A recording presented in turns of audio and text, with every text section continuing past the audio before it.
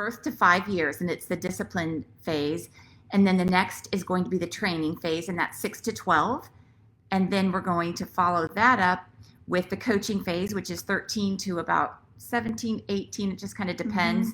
And then we get into the friendship phase, which is a very exciting phase. The goal in parenting is the whole friendship phase. And that's actually broken up into 2 phases, 18 to 22, and then 22 on up. So there's a wealth of wisdom there for those of you that have older kids. We hope that you can make it. Yes. Okay. So I think we're all set up. We are. A little disclaimer here. Usually we have our kids who are really tech savvy helping us, and we're trying to get this going on Facebook and Instagram. So a little late. Yeah. So sorry, Facebook. We're doing the 4 phases of parenting. And we're going to start with phase 1, discipline phase of birth to 5 years. So yes, sorry, we'll get this. Yeah, I know. All right, we got it. We did. Yeah. So we took the month of July off. It's Yes. good to be back. Had a little time to gather our thoughts and think about what we want to do. Our family went camping for a week there up in the mountains, which was kind of fun. And we've just been enjoying the beach here, and had a little hurricane brew through yesterday, but thankfully it wasn't much. Right. Thankfully, all this waiting and anticipation, but we'll take that. Yeah. But yeah, birth to 5 years. So if you have a child, so many people have kids in a lot of different phases. And so you're going to want to tune in. We're going to go in order these next, today and then 3 more weeks beyond that. But and really encourage you, even if you have a 2-year-old, stick with these for every phase. Yeah. It's so good to have a vision and know where you're going. It's just, I can't get over that enough. I can't emphasize that enough, how helpful that is to have a vision of where you're going and why you're doing what you're doing today. Because each phase, there's the friendship phase, which is a relational goal in parenting once they're, out of the house and in their 20s. But the success of that phase depends on the success of the coaching phase that's right before in the teen years. Absolutely. But how well you can coach your kids in the teen years is dependent on how well you train them in the training phase in 6 to 12 years. And then how well you can train them when they're in that second phase of 6 to 12 years depends on this first phase of birth to 5 years and the discipline phase. So it sounds crazy, but this phase, what you're doing when they're in birth to 5 years affects even your relationship with them when they're grown adults. That's scary and encouraging. It's so easy to get that. We see that a lot with parents. Nobody wants to be the bad guy, or nobody wants to enforce, different boundaries. And it's so easy to think that I want my child to like me, and to get that confusion in your head that this is the season to be their friend, and it really isn't. That is the end goal. And so you follow these steps, and it really does get you to that point. And I love what you said, multiple children. It's so important to know where we are in the parenting and treat each child differently. So that's the challenge to parents and moms, but God has equipped you, so not to be overwhelmed. Certainly we're going to give you some tools. That's right. Yeah, because it's very easy to lump them all together into one. You have a 2-year-old and a 10-year-old or some combination, and you end up maybe bringing the 10-year-old back into the discipline phase when they're ready. They don't need to be there. Yes. I did want to talk about the word discipline, because very often that can have a negative connotation. You think discipline, it's all consequences. Consequences are a part of disciplining a child, but really the word discipline is defined as the act of training kids to obey rules or a code of behavior. And if you think about a disciple, I mean, that's where the word comes from. Our children are our disciples, and we are training them on a code of behavior. They weren't born with any sort of moral code. They don't know anything. They don't know right from wrong until we teach them. And sadly, we see a lot of kids who've never been trained right and wrong, and causes so many problems. So true. And just our role as moms and dads, that just automatically makes us the teacher, and they're our students. And so just by the mere fact of that role, that is our responsibility. And so so what does that look like as we move on in this phase? Right. I love Proverbs 13:24, and this is the Message version. It says, a refusal to correct is a refusal to love. Love your children by disciplining them. And so that's a good one to think about now as we're talking about this, that we are discipling them, we're disciplining them because we love them and we want Absolutely. so much to be able to train them, to be able to coach them, and to be able to be their friends someday. But it really starts with some good discipline Yes. in these I mean, birth to isn't 5 that years. that's what the Lord does with us, right? I mean, He Mhm. disciplines, Yeah. and so that's what we're teaching our children. So yeah, we definitely have to rise up as parents and take on that role. Right. And it's not an oppressive leadership Not that at we're all. having. We need to be authoritative. Like you said, we're not their friend yet. We want to be their friend, especially when they become verbal. I remember when Ellen was finally verbal. You know, you have this one child for a while who can't really talk back to you. I mean, yes, you are interacting, but when they can finally express their feelings, it was, oh, this is going to be so much fun now. We're going to have so much fun together. So there is a level of of camaraderie you certainly have with your Enjoyment. child. Enjoyment, Sure. yes. Absolutely. But it's not friendship yet. They're not your No. peer. No, and I think back to, I always refer to this, the whole infant stage, right? Being parent directed, feed, wake, sleep, you get them on a routine, and it really works, right? Because we are being the leader for our children. And so it's no different in this phase. We're just carrying on that. So we are rising up, taking our rightful position and directing and leading our children. And so that's what they need from us. And so if we relinquish and step down, they're going to rise up. Right. Somebody's going to be That's the not good. leader. Who's the leader around here? So, I always say, if you're following your child around all day and cleaning up after them, you probably have some room for improvement to step up and start leading, because there's no place for two people to lead, and if you don't, they will. Exactly. So we need to establish that right to lead in their lives. And really, we need to get control of the child to be able to effectively lead. And sometimes that can have I need to control my child. There's can have a negative connotation, I think, in our culture right now. And I think it's because we've seen the over controlling parent, kind of the helicopter parent. We think, I don't want to be that parent. But really, our children are born, as I said, with no moral compass, and they have no self-control. Their world is all about me get now. So true. And which is going to destroy them. It's going to create an entitled child who has no self-control, and then you can't train them when you step into the next phase. So we do need to establish that right to lead. We do need to get control, teach them self-control, which is a gradual process that the Growing Families curriculum is so good in the babyhood transitions, the preparation for toddler years, and the toddlerhood transitions. There's 3 different courses, a course prep for parenting early on, teaching them feed, wake, sleep. But then the next courses that just highly recommend, and I checked the schedule, there are classes starting this fall that if you want to get into, and I would do it now, they do fill up quickly. Yes. But go through how do we teach these children to have self-control? How do we teach them to fold their hands? Yes. How do we teach them to obey? Come when we call them? Yes. So many things that are so important. Absolutely. And that whole obey is, I think that, it doesn't take time. It doesn't come immediately. It does take some time. And I know many of you that are familiar with the material, it's yes, mommy, I'll obey right away, all the way, the happy way, right? And so that's where we want to get our child to, and working through that. And so we don't have time to go through what that looks like, but that is the goal, is we give an instruction and they say, yes, mom. And so that's where you want to get to in this 0 to 5. And so just so that you can move from that to training. You can't really train if they're not saying, yes, mom, if they're not showing respect to you when you give them an instruction. So how do you even take them even further if not? I'm going to share one little story. My son is babysitting for a family. Kind of stumbled into it. It's a long story, but they're out of control, right? Like a 5 and a 7-year-old. And he thought, oh my goodness, way out of control. Sad family situation. He sat them down and said, here's what we're going to do. You're going to listen to me. And it just came back to boundaries, obedience. Yes, Mr. Donald. And he said, he was there 8 hours a day for multiple days. And he said, you know what? I had to establish myself as the leader, and I had to follow through with what I was saying. And so it's very, very, it sounds so simple, doesn't it? My goodness, we know it's not. But well, it is simple. It's not easy. it's not easy. There we go. Yeah. Right. Yes.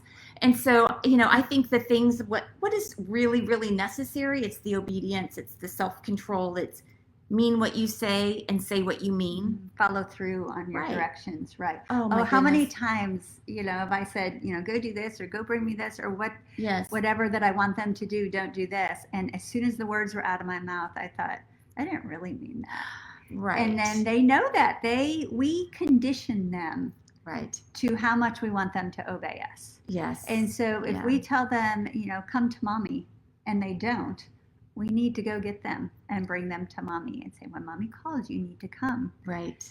And train them that way. And so, I will often think through as I'm about to give a directive, am I going to follow this up? Exactly. And is it consistent?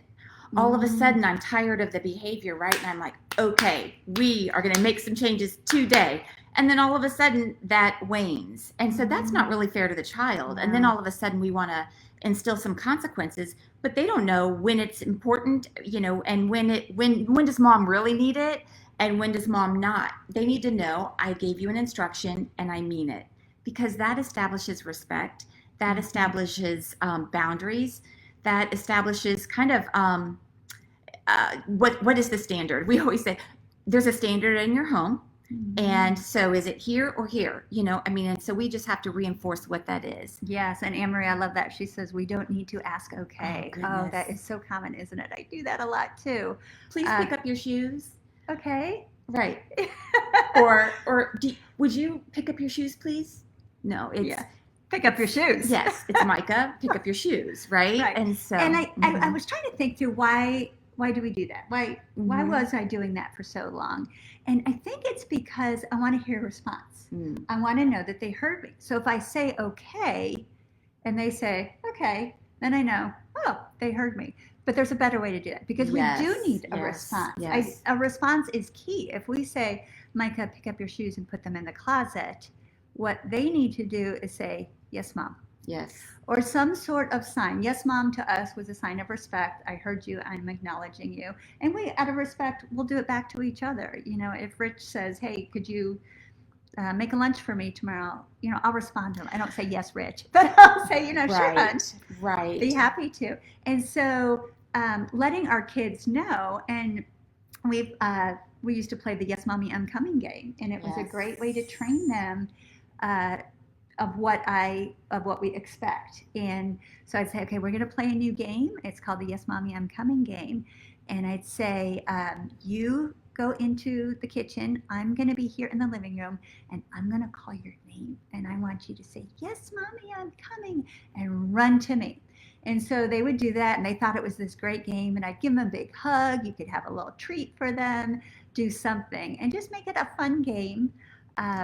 And say, great job, and then go into a different room, and maybe you hide and they have to find you, so it's all sorts of giggles and fun. And then you sit them at the end of the game and say, great job. Now tomorrow when I call you because it's time to go to the playground, I want you to do the same thing. Say, yes, Mommy, I'm coming. So you know that they can do it. It's been a fun training. Absolutely. And then you can expect it from them on. And let them know there's going to be times that I'm going to call your name and you're not going to feel like coming, and that is the true test. That's good. And so let them know. And so then when you call them and they're in the middle of Legos and you call their name, Micah or Henry, it's yes, Mommy, I'm coming. And then you're, yay, how great that is that you had a choice in that moment of what to do, and you chose obedience. And so, that is so worth celebrating. So then when you are at the playground and it's so difficult, or is, something where they don't want to leave, same idea. And then you give them the instruction, whether it's call them to their name, yes, Mommy, I'm coming, eye contact, and then let them know, yes, I need you to put your shoes on. And then you get a second, yes, Mom. So it's Henry, yes, Mommy, I'm coming. And we're looking eye to eye. So he knows I mean it. Put your shoes on. And then he says, yes, Mom. And then he goes and puts his shoes on or something. And so I train my kids to say when you're done, come back and tell me. Because I would get distracted. Surprise, surprise. So I needed them to come back and tell me, I put my shoes on. And so then I knew that it was completely complete in a sense. And sometimes if I found that a child is getting off track or going upstairs and brushing their teeth, I couldn't trust them. You know what? Maybe that's too much freedom for them.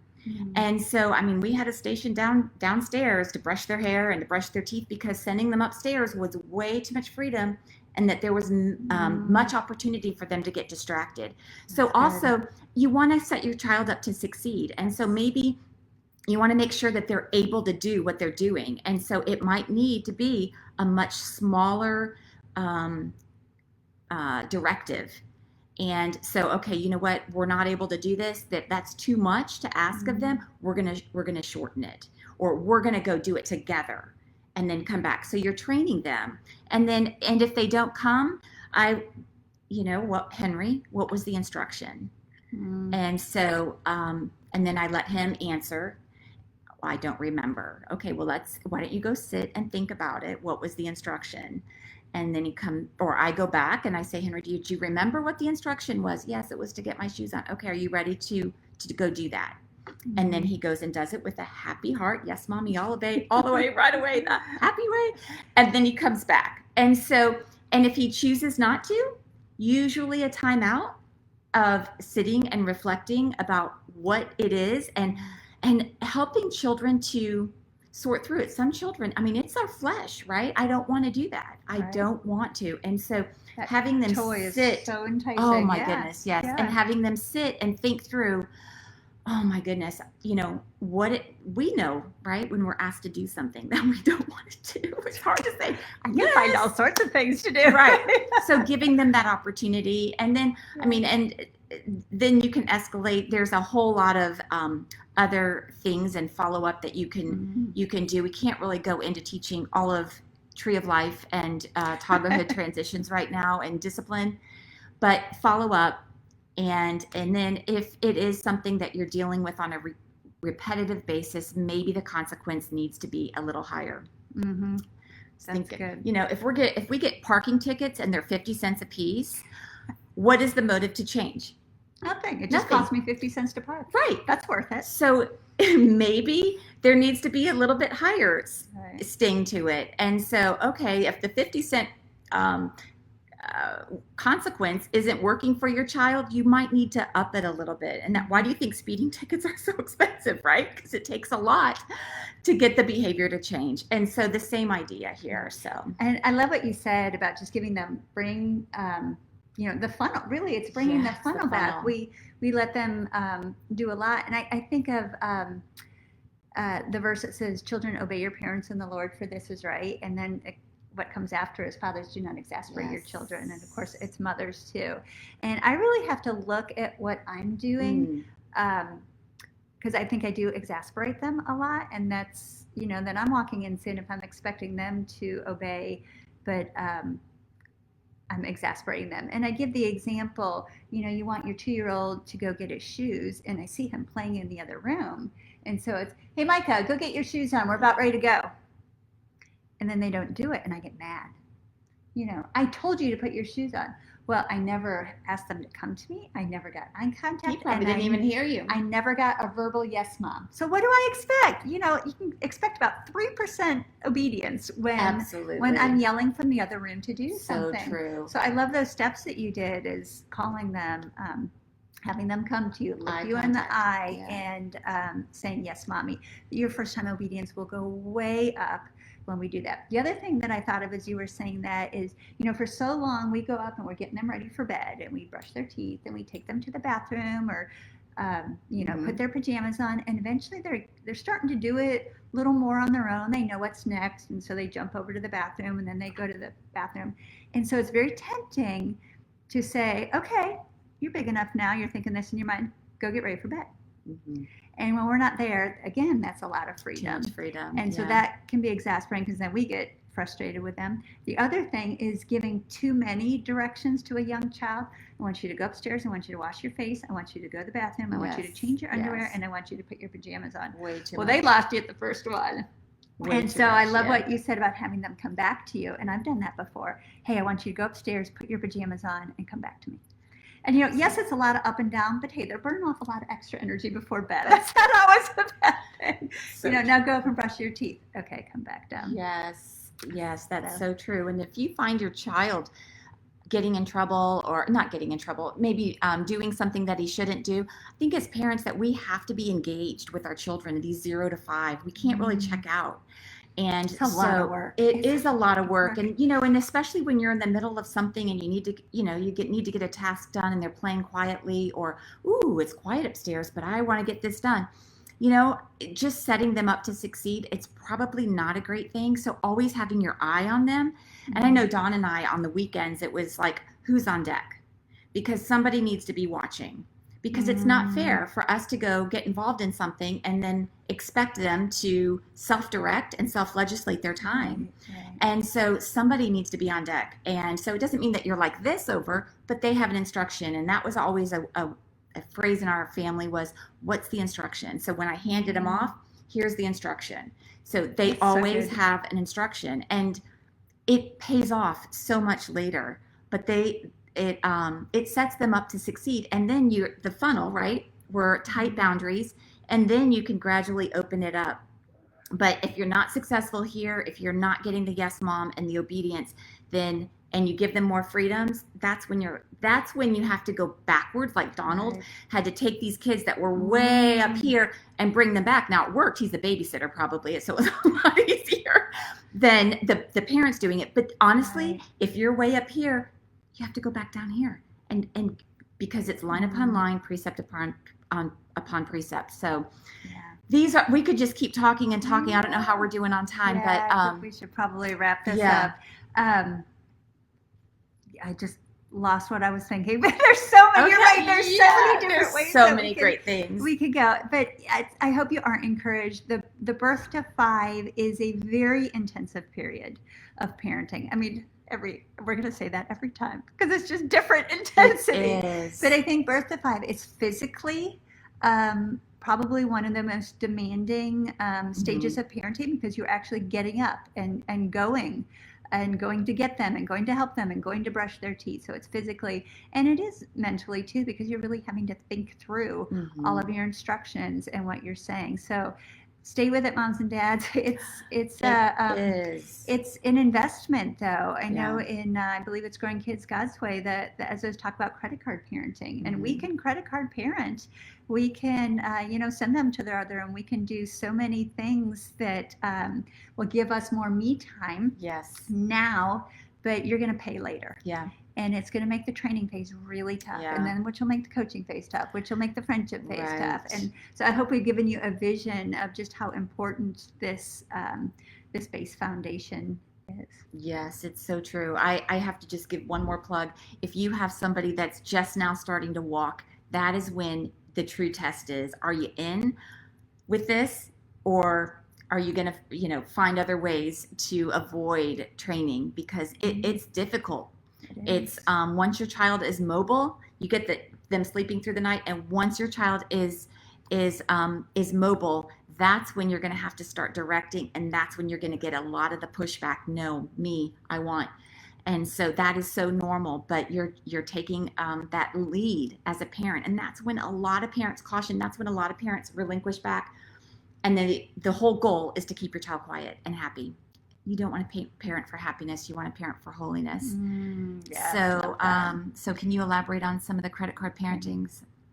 Sometime, that would be great. Well, I mean, even just real quick, credit card parenting is where you do something now. When you use your credit card, you're using credit. You're buying something right now with actually not paying any money, because you'll get the bill at the end of the month and you can pay later. So you're putting off the payment, and it's kind of that with parenting. You can put a video on all day. I was just thinking that. You can put your 3-year-old in front of the TV all day long, and isn't that great? I got so much fun.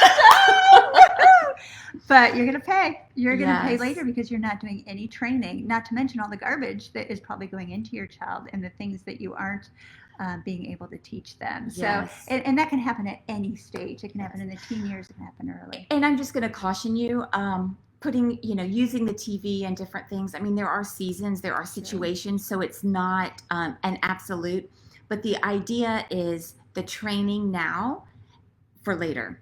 And so if you don't train now and you're on the go and you're just kind of entertaining your child all day, you're not really getting to their heart. And that's the whole goal, is the heart training. And it's not just happiness. And so that's the whole idea, is if you're doing that. I remember some pregnancies, we had to cut some corners, but I knew, you know what, this is for my survival right now. And we're going to make up for it later. Right. And so it's okay. There's grace in all of this. Yes. And so I think that that's important, but that's the idea behind the credit card parenting. So yes. And Anne-Marie said Galatians 6:9, do not grow weary in well-doing, for the proper time will reap a harvest if we don't give up. So good. And we'll end on that note, and we will see you all next week, where we're going to touch on the training phase of 6 to 12-year-olds. Yes, great. All right. Thanks for joining. Bye, everyone.